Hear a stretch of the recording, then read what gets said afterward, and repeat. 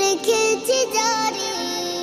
দু জাহানের বাদশা নবী কামলি ওয়ালা রে দু জাহানের বাদশা নবী কামলি ওয়ালা রে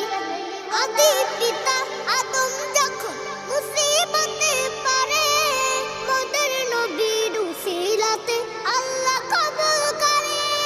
আদি পিতা আদম যখন মুসিবতে পারে মোদের নবীর উসিলাতে আল্লাহ কবুল করে